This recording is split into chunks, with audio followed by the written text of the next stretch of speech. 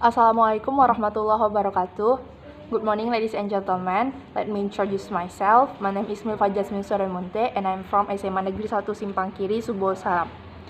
The motion today is this House prefers to strategy of pushing of institutional reform to address police abuse and misconduct rather than defunding the police. And I'm from opposite team. Ladies and gentlemen, defund the police demands each held in protest that swept the United States, and apparently this demand has a very broad support from civil society to politicians.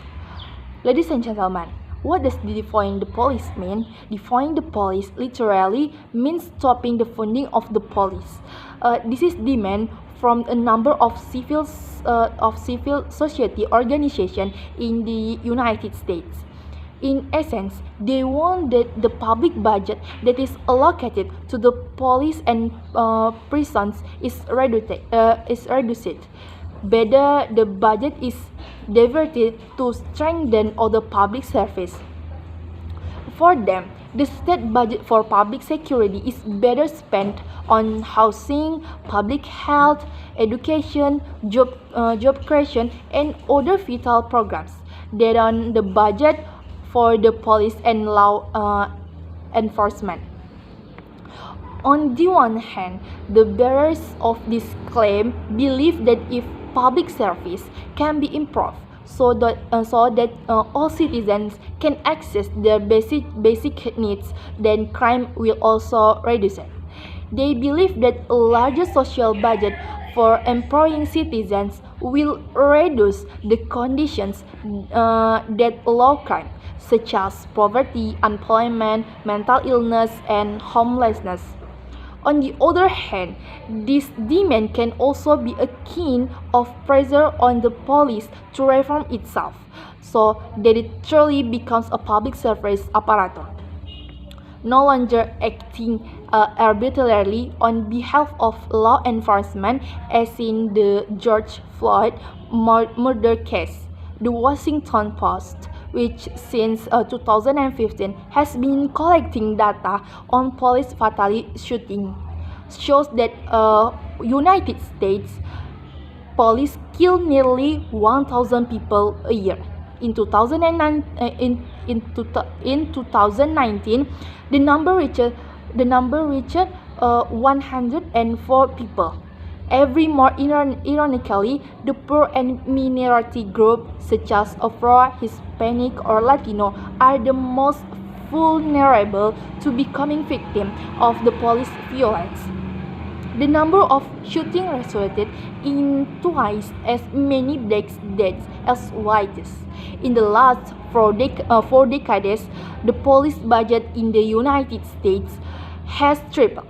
Now it has reached 1,015 billion US dollar. The problem is referring to FBI data. The crime rate has dropped dramatically since the 1990s. The decline was 54% from 1993 to 2018. Supposedly, if crime had decreased, police resources could be slowly reduced. However, a budget of that size is not as big as the work of the police in solving cases. In 2019, many police in solving cases. In 2019, many police resolved only 56% of homicides. In Baltimore, in the same year of 3,047 homicide cases, only 32% were complete.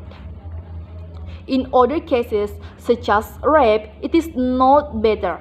In 2017, the police only completed support for 32% of rape cases.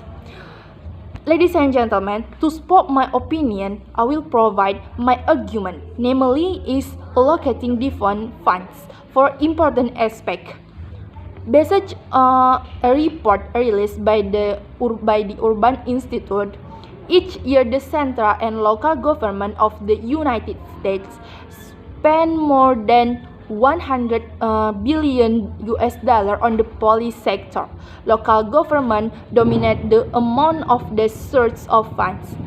Approximately 97 of the funds were used to take care of operational needs such as salaries and police benefits. For example, in 2019, the New York City government spent up to 6 billion US dollar on the police sector. In comparison, the New York City government allocated approximately 2.1 billion US dollar for the homeless service sector. 1.9 billion US dollar for the health sector, 1.3 billion US dollar for the housing sector, 9,088 million US dollar for the community and youth development sector, and 3,082 million US dollar for work programs. Based on the figures, it can be seen clearly the responsiveness of the allocation of funds by several basic needs sectors. The same is true in many other areas of the United States, like Chicago. For example, the local government spent up to 1.7 billion dollar for the police sector, which is the equivalent of funds allocated to transportation service, fire department public, libraries public, and health sector combined into one. The idea of defund the police cannot be applied solely as a cut in the allocation of funds to the police sector. A key component in defund the police is that funds can be refinanced the other measures in order to improve the quality of police service in action criminal. The allocation of funds from these cuts to the police sector can be used to improve the quality of mental health service, crisis intervention, or social works. Allocating funds to the housing and employment sector, which is a basic need, can also encourage the formation of safer communities. I am from opposite team.